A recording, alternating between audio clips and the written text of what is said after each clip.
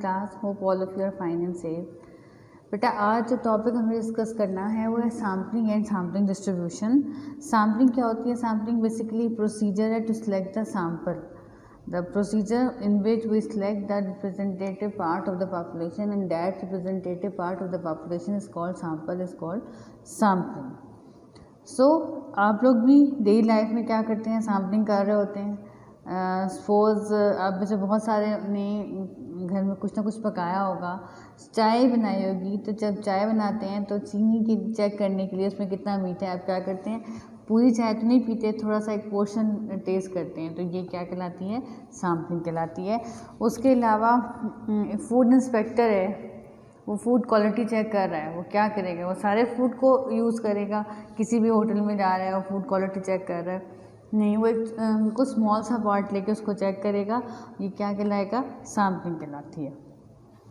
Sampling में कुछ basic concept हैं जिनको हम डिस्कस करते हैं. First concept is population and sample.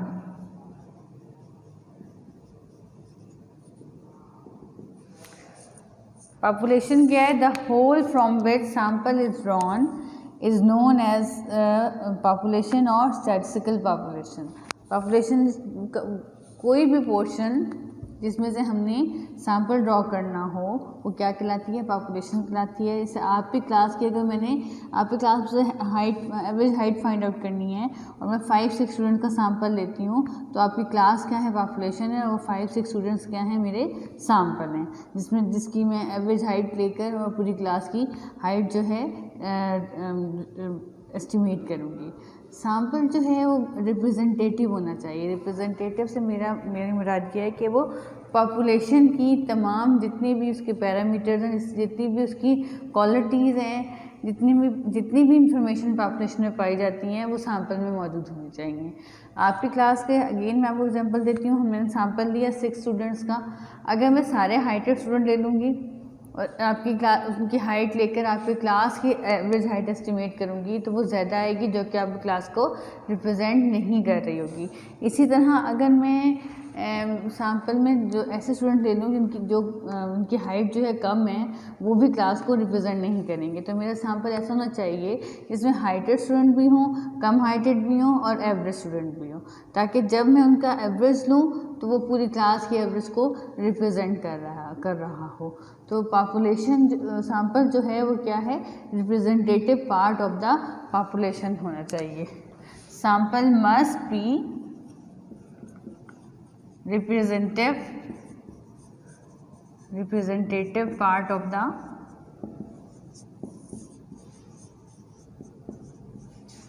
population.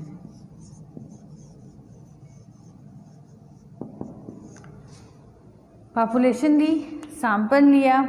अब सैम्पलिंग जब हम कर रहे हैं, पॉपुलेशन भी है और हम सैम्पल भी सिलेक्ट कर रहे हैं, तो सैम्पलिंग करने के 2 मेन प्रोसीजर होते हैं. एक सैम्पलिंग विद रिप्लेसमेंट,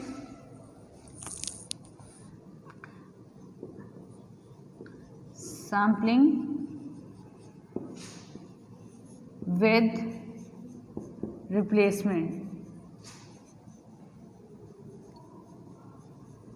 जिसे हम सिंपली W.R भी कहते हैं, सैम्पलिंग विद रिप्लेसमेंट. और सेकंड मेथड है सैम्पलिंग विदाउट रिप्लेसमेंट, जिसे हम सिंपली WOR भी कहते हैं, विदाउट रिप्लेसमेंट. ठीक है, इसको 3-4 का नाम बनाते हैं. कि सैम्पलिंग के टू प्रोसीजर है सैम्पल सेलेक्ट करने के, एक विद रिप्लेसमेंट, एक विदाउट रिप्लेसमेंट. जैसे कि हाइपरजोमेट्रिक डिस्ट्रीब्यूशन में मैंने आपको एग्जांपल दी थी कि जैसे आपकी क्लास है, मैंने क्लास में से स्टूडेंट्स को सिलेक्ट करने हैं, तो मैं क्या करूँगी? आपकी क्लास के जो स्टूडेंट्स के नेम हैं वो कार्ड्स पर लिखकर एक बॉक्स में वो कार्ड डाल दूँगी, या किसी पीस ऑफ पेपर पर लिखकर वो पीस ऑफ पेपर जो है एक बॉक्स में डाल लूँगी, बॉक्स को अच्छी तरह शेक करूँगी, फिर उसमें से मैं एक कार्ड जो है या एक पीस ऑफ पेपर जो है वो निकाल लूँगी और जिसका नाम आएगा उसको कहीं राइट डाउन करके, अब मेरे पास दो ऑप्शन है, या तो उस कार्ड को मैं फेंक दूँ, वेस्ट कर दूँ, या उस कार्ड को दोबारा बॉक्स के अंदर डाल दूँ। अगर मैं उस कार्ड को दोबारा बॉक्स के अंदर डाल देती हूँ तो वो क्या होती है, सैम्पलिंग विद रिप्लेसमेंट, यानी कि हमने उस सैम्पल को दोबारा रिप्लेस कर दिया है। और अगर मैं उस कार्ड को दोबारा ना डालूँ तो वो क्या होती है, सैम्पलिंग विदाउट रिप्लेसमेंट, यानी कि हमने उस कार्ड को रिप्लेस नहीं किया। उसमें क्या है, विद रिप्लेसमेंट में हमारा सैम्पल साइज़ जो है वो पॉपुलेशन जो है वो एक रहती है और प्रोबेबिलिटी जो है वो सेम रहती है, जबकि विदाउट रिप्लेसमेंट में हमारी प्रोबेबिलिटी जो है वो सैम्पल टू सैम्पल क्या होता है, चेंज होती जाती है। जैसे पहले 50 थे अगर स्टूडेंट, तो 50 कार्ड से एक निकाल लिया, उसको रिप्लेस नहीं किया तो नेक्स्ट ड्रॉ के लिए 49 रह गए, फिर रिप्लेस नहीं किया तो नेक्स्ट के लिए 48 रह गए, फिर रिप्लेस नहीं किया तो नेक्स्ट के लिए 47 एंड सो ऑन। जितने मैंने सैम्पल सेलेक्ट करने होंगे उतनी उसकी प्रोबेबिलिटी क्या होती है, चेंज होती जाती है। ये तो थी sampling with replacement and sampling without replacement. With replacement में हम रिप्लेस करते हैं, विदाउट में हम रिप्लेस नहीं करते। नेक्स्ट कॉन्सेप्ट है पैरामीटर एंड स्टैटिस्टिक्स। पैरामीटर क्या होते हैं, जो mean, median, mod, variance, standard deviation हम पॉपुलेशन से फाइंड आउट करते हैं, वो क्या कहलाते हैं, पैरामीटर कहलाते हैं। और जो हम सैम्पल डाटा यूज़ करते हुए फाइंड आउट करते हैं वो क्या कहलाते हैं, स्टैटिस्टिक कहलाते हैं। पैरामीटर क्या है, numerical value such as mean, median, mode calculated from the population is called population parameter. और पैरामीटर फिक्स होते हैं, जैसे आपकी क्लास है उसके अगर मैं पूरी क्लास को की हाइट में ये करके एवरेज हाइट निकालूँ तो मैं जितनी दफ़ा भी निकालूंगी उसका आंसर सेम आएगा। लेकिन सैम्पल स्टैटिस्टिक्स जो हैं वो न्यूमेरिकल वैल्यू हैं जो हम सैम्पल से लेते हैं, और चूँकि सैम्पल हर दफ़ा चेंज आ सकता है। जैसे सपोज मैंने अब क्लास में 5 स्टूडेंट्स लिए, तो पहले जो मैंने 5 स्टूडेंट लिए वो कोई और थे, नेक्स्ट सैम्पल में कोई और आए, उससे नेक्स्ट में कोई और आए, तो उसका अगर मैंने मीन, मीडियन, मॉड या स्टैंडर्ड डेविएशन या वेरिएंस निकाला तो वो क्या आता है, लिटिल बिट चेंज आ सकता है। तो इससे साबित हुआ कि पैरामीटर जो हैं वो फिक्स्ड हैं और स्टैटिस्टिक्स जो हैं वो वेरिएबल्स हैं। इसके बाद हमारे पास है सैम्पलिंग यूनिट। पैरामीटर की मैं आपको बता देती हूँ कि म्यू, सिग्मा और जो हैं इसके नोटेशंस होती हैं, और इसका अगर हम मीन निकालें तो एक्स बार और सिग्मा एक्स बार, या हम उसे एस से भी डिनोट करते हैं। ये स्टैटिस्टिक्स हैं। नेक्स्ट हमारे पास कॉन्सेप्ट है sampling unit and sampling frame. Sampling unit and sampling frame। Sampling unit क्या है, हम जब सैम्पल सेलेक्ट करने लगते हैं, बिफोर सेलेक्ट द सैम्पल, जो हम पूरे पॉपुलेशन के जितने भी एलिमेंट्स को हम यूज़ करते हैं वो क्या कहलाते हैं, सैम्पलिंग यूनिट कहलाते हैं। Before selecting the sample the population must be divided into part that are called sampling unit और यूनिट सिंपली। और list of all sampling unit is called frame.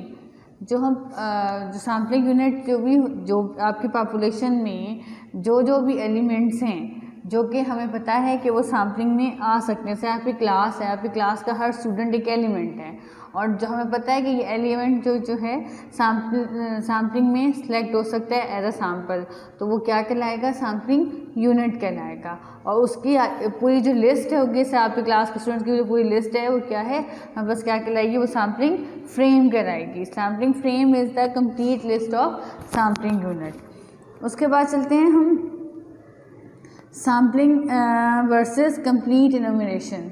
Sampling क्या होती है, मैंने आपको कहा एक प्रोसीजर है जिसमें हम क्या करते हैं, सैम्पल सेलेक्ट करते हैं और उसके रिजल्ट्स के बेस पर हम पूरी पॉपुलेशन के रिजल्ट्स को एस्टिमेट करते हैं। जबकि कंप्लीट इनोमिनेशन क्या होती है, सेंसस होती है, इसमें हम क्या होती है, पूरी पॉपुलेशन को यूज़ करते हुए अपने रिजल्ट्स फाइंड आउट करते हैं। सैम्पलिंग जो मेथड्स हैं उनकी बहुत सारी एडवांटेजेस हैं सैम्पलिंग मेथड के। क्यों हम सैम्पलिंग मेथड को पॉपुलेशन स्टडी या कंप्लीट इनोमिनेशन पर प्रेफर करते हैं, इसलिए कि सैम्पलिंग जो सबसे फर्स्ट एंड मोस्ट इम्पॉर्टेंट इसका है वो क्या है, reduce cost.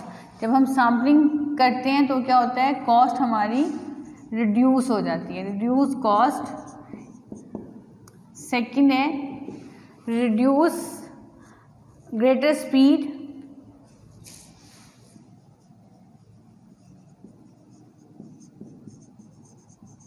Greater accuracy,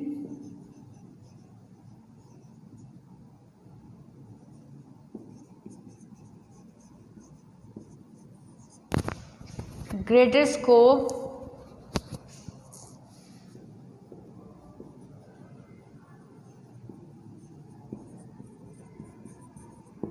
and last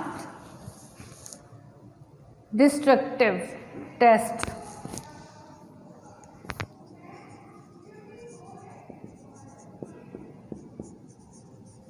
first क्या है, जब हम सैम्पलिंग कर रहे हैं, सैम्पलिंग के एडवांटेजेस हैं। जब हम सैम्पलिंग कर रहे हैं तो क्या होती है, हमारी कॉस्ट जो है वो क्या होती है, रिड्यूस हो जाती है।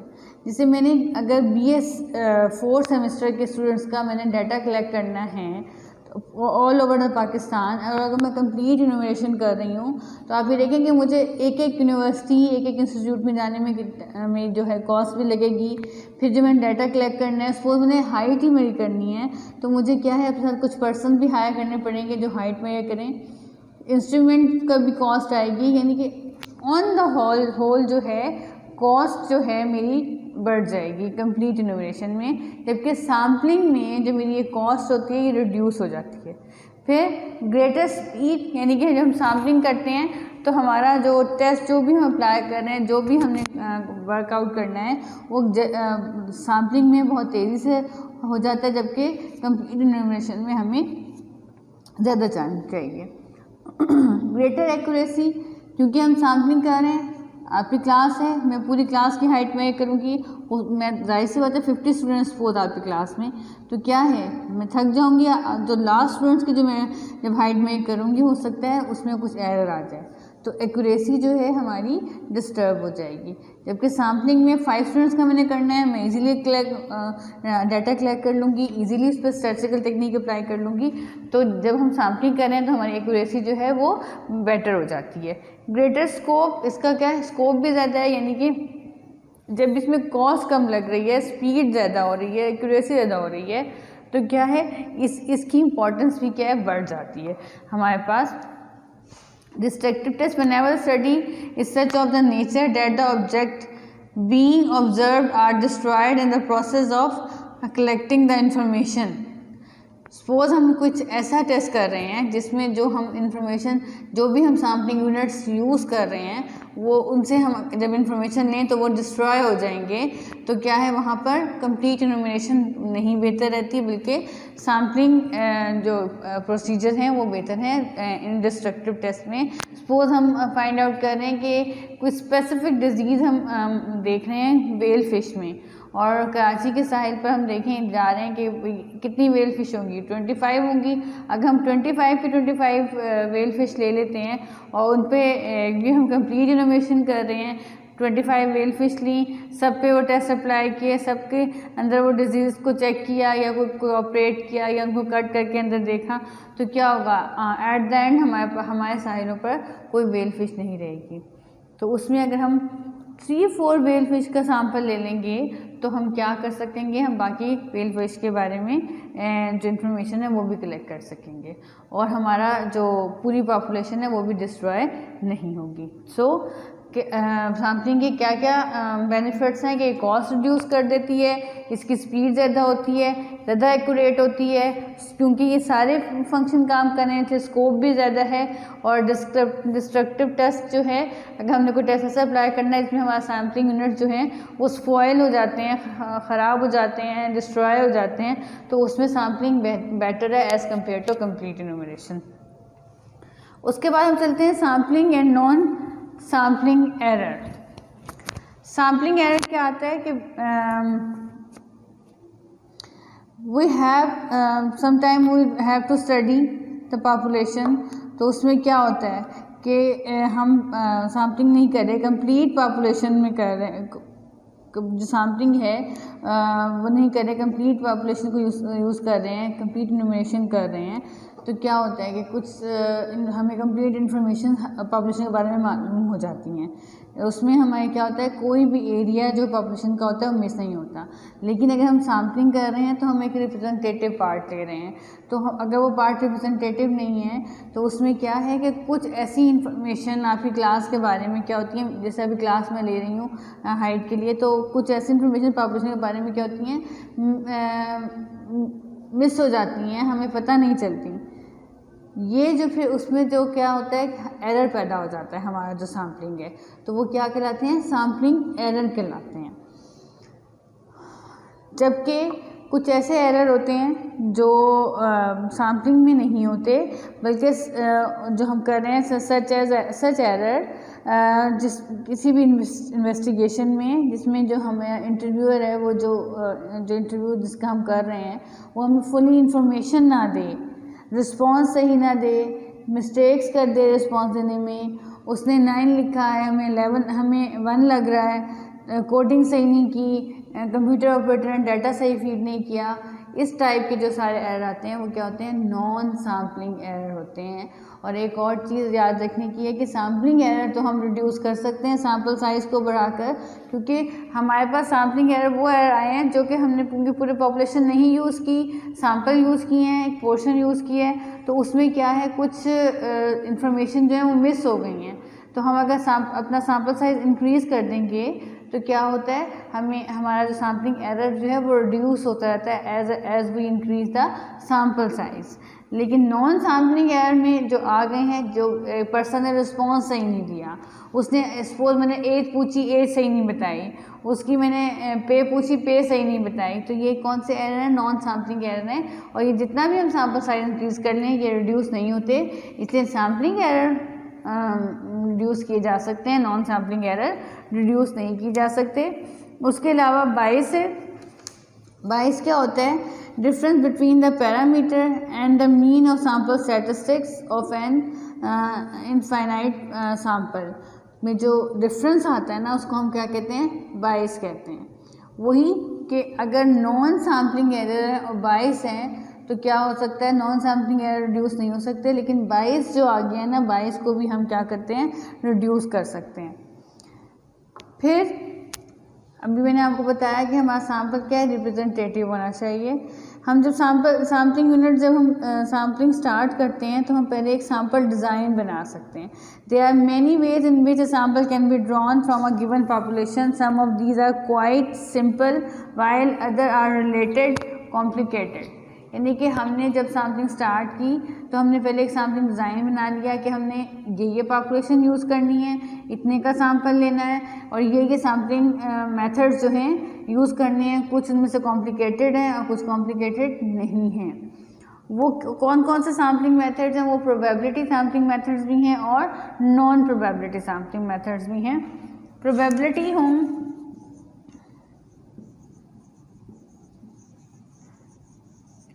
प्रोबेबिलिटी मेथड्स कौन से हैं,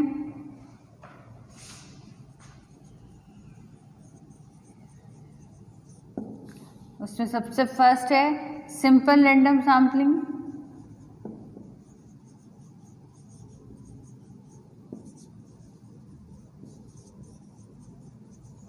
जैसे कि प्रोबेबिलिटी के नाम से जाहिर है कि जो सैम्पलिंग मेथड प्रोबेबिलिटी चांस पे बेस करते हो, जिनमें रैंडमनेस पाई जाए, वो क्या कहलाती है, प्रोबेबिलिटी सैम्पलिंग कहलाती है। जैसे आपकी क्लास में से मैंने अगर स्टूडेंट सेलेक्ट करने हैं और मैं सबके नाम एक बॉक्स में लिख के डाल रही हूँ किसी कार्ड्स पर, तो और कार्ड्स उसको बॉक्स को शेक करके उसमें कार्ड्स निकाल रही हूँ, तो ये वाली सैम्पलिंग क्या होगी, प्रोबेबिलिटी सैम्पलिंग कहलाएगी। उसमें सबसे ईजीएस्ट मेथड क्या है, सिंपल रैंडम सैम्पलिंग, जो मैंने आपको बताया। लॉटरी मेथड भी इसमें इंक्लूड होता है, यानी कि सिंपली आप लोगों के नाम कार्ड्स पर लिख के डालने हैं और निकालने हैं। ये वाला मेथड क्या कहलाता है, सिंपल रैंडम सैम्पलिंग। और सेकेंड जो है इसका सिंपल रैंडम सैम्पलिंग में सैम्पल सेलेक्ट करने का सेकंड मेथड एक तो लॉटरी मेथड है, और एक रैंडम नंबर टेबल्स हमारे पास जनरेटेड है, उससे भी हम क्या करते हैं, सैम्पल सेलेक्ट कर लेते हैं। सिंपल रैंडम सैम्पलिंग में रैंडमनेस पाई जाती है, इसमें कोई आपकी अपनी पर्सनल चॉइस नहीं होती, हर सैंपल का इक्वल चांस होता है सिलेक्शन के लिए और हम fix number of time sample repeat करते हैं। सेकंड आती है हमारे पास स्ट्रेटिफाइड रैंडम सैम्पलिंग। ये रिस्ट्रिक्टेड सैम्पलिंग डिज़ाइन है which can be more efficient then the simple random sampling, ज़्यादा एफिशिएंट है। स्ट्रेटिफाइड रैंडम सैम्पलिंग में हम क्या करते हैं, हम डिफरेंट स्ट्रेटा बना लेते हैं।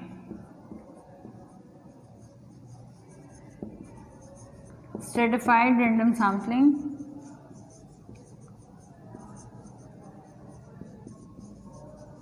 इसमें हम क्या करते हैं, डिफरेंट स्ट्रेटा बना लेते हैं। वो स्ट्रेटा इस तरह बनते हैं कि होमोजीनियस पॉपुलेशन जो है ईच स्ट्रेटा में आ जाती है। जैसे अब अगर मैंने डिफरेंट क्लास है, आपकी क्लास है, बीबीए के स्टूडेंट हैं, बीएस साइकोलॉजी के हैं, बीएस सोशियोलॉजी के हैं। अब बाहर बहुत सारे स्टूडेंट खड़े हैं, मैंने उसमें से क्या करना है, सैंपल सेलेक्ट करना है। अब वो डिफरेंट डिपार्टमेंट से बिलोंग करते हैं, तो मैं क्या करूँगी, डिपार्टमेंट वाइज उनका स्ट्रेटा बना दूंगी। अब हर डिपार्टमेंट में क्या है, एक ही टाइप के स्टूडेंट्स मौजूद हैं, यानी कि एक स्ट्रेटा में बीएस साइकोलॉजी के होंगे, एक स्ट्रेटा में बीएस सीएस के होंगे, एक में बीएस केमिस्ट्री के होंगे और एक में सपोज बीएस सीएस हो गया, केमिस्ट्री हो गया, साइकोलॉजी हो, कोई भी बीबीए के स्टूडेंट हो गए, ठीक है। फिर हर स्ट्रेटा में से मैं क्या करूँगी, सिंपल रैंडम सैम्पलिंग के थ्रू सैम्पल जनरेट करूँगी। और ये मैंने ध्यान रखना है कि जो उनका सैम्पल प्रोपोर्शन है हर स्ट्रेटा में से वो सेम हो, यानी कि अगर पहला स्ट्रेटा है, सपोज बीएस साइकोलॉजी के 10 स्टूडेंट हैं और बीएस सीएस के क्या हैं, इसके 10 स्टूडेंट हैं और इसके कितने हैं, 5 स्टूडेंट हैं। अगर मैंने इसमें से 1/5 एक स्टूडेंट सेलेक्ट किया तो इसमें से मैं 2/10 दो, यानी कि इनका अगर हम फ्रैक्शन प्रोपोर्शन देखें तो क्या आता है, सेम आता है as compare to population. Proportion क्या होगी, सैम्पल डिवाइडेड बाय पॉपुलेशन। तो स्ट्रेटिफाइड रैंडम सैम्पलिंग में क्या करते हैं, हम स्ट्रेटा बनाते हैं। स्ट्रेटा के अंदर पॉपुलेशन होमोजीनियस होती है और फिर उन स्ट्रेटा में से हम क्या करते हैं, सिंपल रैंडम सैम्पलिंग करते हैं। और सिंपल रैंडम सैम्पलिंग किस तरह होती है कि इक्वल प्रोपोर्शन आता है हर स्ट्रेटा में, इक्वल प्रोपोर्शन के जो हम सैंपल है वो सिलेक्ट कर देते हैं। इसके बाद जो है हमारा नेक्स्ट जो है वो है सिस्टमैटिक रैंडम सैम्पलिंग।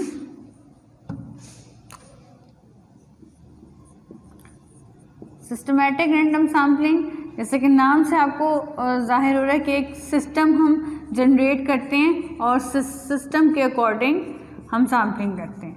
सपोज आपकी क्लास है, आपकी क्लास में के जो नेम हैं वो रजिस्टर पे लिखे हुए हैं, तो मैं एक कोई नंबर जो है जनरेट कर लूँगी या किसी भी मेथड से, लॉटरी मेथड से या रैंडम नंबर टेबल के ज़रिए एक नंबर जनरेट कर लेती हूँ और उस नंबर से फिर मैं आपकी क्लास का डाटा जनरेट करूँगी। जैसे सपोज वो नंबर 4 आया है तो मैं एवरी 4th जो एलिमेंट है वो अपने सैम्पल ले लूँगी, 4, 8, 12, 16 एंड सो ऑन। जितने भी स्टूडेंट जो 4 में आएंगे वो मैं क्या करूँगी, उसका सैम्पल ले लूँगी। ये क्या है, सिस्टमैटिक रैंडम सैम्पलिंग है। इसके बाद जो है सिस्टमैटिक रैंडम सैम्पलिंग में हम क्या करते हैं, the selection of first unit determine the whole sample. This type of जो यानी कि होल सैम्पल में से हम क्या करते हैं, फर्स्ट kth यूनिट जो हम सिलेक्ट कर लेते हैं, फर्स्ट यूनिट सेलेक्ट कर लेते हैं, फिर उससे हम फर्दर kth यूनिट सेलेक्ट करते हैं। इसके बाद नेक्स्ट जो आती है हमारे पास क्लस्टर सैम्पलिंग आती है। क्लस्टर सैम्पलिंग में हम क्या करते हैं, जैसे हमने स्ट्रेटिफाइड रैंडम सैम्पलिंग में स्ट्रेटा बनाए थे और स्ट्रेटा के अंदर पॉपुलेशन क्या थी, होमोजीनियस थी, तो क्लस्टर रैंडम सैम्पलिंग में हम क्या करते हैं, क्लस्टर बनाते हैं। लेकिन ये क्लस्टर क्या होते हैं, इनके अंदर पॉपुलेशन कैसी होती है, हेट्रोजीनियस होती है। जैसे कि सपोज हॉस्पिटल्स हैं, अब मैं हर हॉस्पिटल जो है मेरा एक क्लस्टर है। अब हॉस्पिटल के अंदर हर टाइप का पेशेंट होता है, उसमें नज़ला खांसी जुकाम के पेशेंट भी होंगे, उसमें ऑपरेशन के भी होंगे, उसमें एक्सीडेंट के भी होंगे, उसमें हर टाइप का जो पेशेंट है वो पाया जाता है। यानी कि हर हॉस्पिटल एक क्लस्टर है और क्लस्टर में जो है पॉपुलेशन है वो क्या है, हेट्रोजीनियस है, यानी कि हर टाइप का पेशेंट है। और हम जो है इसमें से फिर फर्दर जो है सिंपल रैंडम सैम्पलिंग से सैंपल जो है सिलेक्ट करते हैं। इसके बाद हम चले जाते हैं नॉन प्रोबेबिलिटी। ये तो प्रोबेबिलिटी सैम्पलिंग थी, इसके बाद हम जाते हैं नॉन प्रोबेबिलिटी सैम्पलिंग।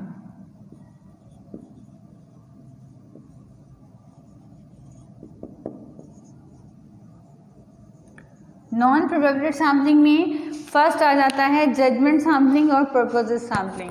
जैसे कि नाम से जाहिर है कि इसमें प्रोबेबिलिटी या इसमें रैंडमनेस जो है वो इंक्लूड नहीं है। इस नॉन प्रोबेबिलिटी सैम्पलिंग है, आपकी क्लास है, आपकी क्लास की मैंने एवरेज हाइट लेनी है, आप क्लास के स्टूडेंट के नाम मैंने कार्ड पे लिखे, बॉक्स में डाले और सैंपल ले लिया। ये क्या कहलाया? Random sampling, probability sampling. अब क्योंकि हाइट सबकी हाइट पे किसी का कोई वो नहीं है, किसी की भी कम ज़्यादा किस तरह भी हो सकती है, लेकिन सपोज मैंने 5 स्टूडेंट्स आपकी क्लास में देने हैं जो मैंने नात कंपटीशन के लिए आगे उनको सेलेक्ट करना है, तो मैं उन 5 स्टूडेंट्स को सिलेक्ट करूँगी जो नात अच्छी पढ़ते हों, whether they are good in study और नॉट, वो कोई भी हों। मैंने सिर्फ उनको उनका अपनी पर्सनल जजमेंट पर उनको सिलेक्ट करना है कि वो जो है नात बहुत अच्छी पढ़ रहे हैं, तो मैंने उनको सिलेक्ट किया है। इस किस्म की सैम्पलिंग क्या कहलाती है? जजमेंट सैम्पलिंग कहलाती है। आप कहीं इंटरव्यू देने जा रहे हैं, टेस्ट देने जा रहे हैं, टेस्ट दिए, टेस्ट में मार्क्स आए, उसमें क्या प्रोबेबिलिटी आई, रैंडमनेस आ गई।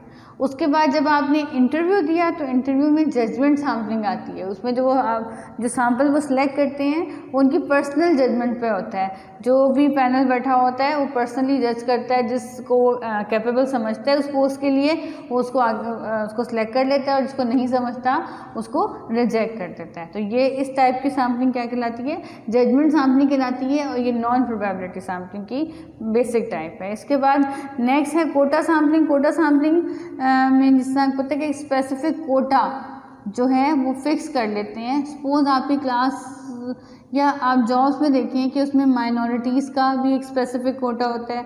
यूनिवर्सिटी में एडमिशन ले रहे हैं, वहाँ पे भी यूनिवर्सिटी के में जो काम कर रहे हैं उनका अलहदा कोटा है, जो माइनॉरिटीज़ हैं उनका अलहदा है, डिसेबल पर्सनस का अलहदा है, फीमेल्स का अलहदा है, जॉब्स में फीमेल्स का अलहदा है। तो इस टाइप की सैम्पलिंग क्या होती है? कोटा सैम्पलिंग कहलाती है। सपोज मैंने कहीं पे जॉब के लिए 100 मैंने स्टूडेंट सेलेक्ट करने हैं, 100 कैंडिडेट सेलेक्ट करने हैं, और 5% फीमेल कोटा है। तो अब अगर 5 फीमेल मैंने लाजमी सेलेक्ट करनी है, वेदर वो किसी क्राइटेरिया पे उतर रही हैं या नहीं उतरनी। 95 मैं मेल स्टूडेंट सेलेक्ट करूँगी और मेल कैंडिडेट सेलेक्ट करूँगी, और 5 जो हैं वो फीमेल। ये कौन सी कहलाती है? कोटा सैम्पलिंग कहलाती है।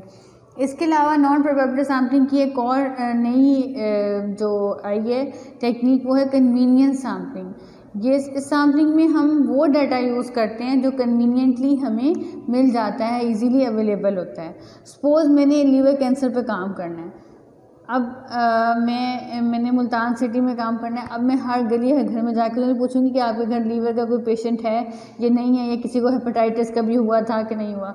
मेरी अप्रोच सिर्फ उन हॉस्पिटल्स तक होगी जहाँ पे लीवर कैंसर के पेशेंट आएंगे या हेपेटाइटिस के पेशेंट आएंगे। मैं सिर्फ उन लोगों तक अप्रोच कर सकती हूँ। तो इस तरह की सैम्पलिंग क्या कहलाती है? कन्वीनियंस सैम्पलिंग कहलाती है। ये तो थे कुछ बेसिक कॉन्सेप्ट। इंशाल्लाह अपने नेक्स्ट लेक्चर में हम सैम्पलिंग विद और विदाउट रिप्लेसमेंट के प्रोसीजर पढ़ेंगे, और sampling distribution of mean and sampling distribution of proportion develop करेंगे। अल्लाह हाफ़िज़।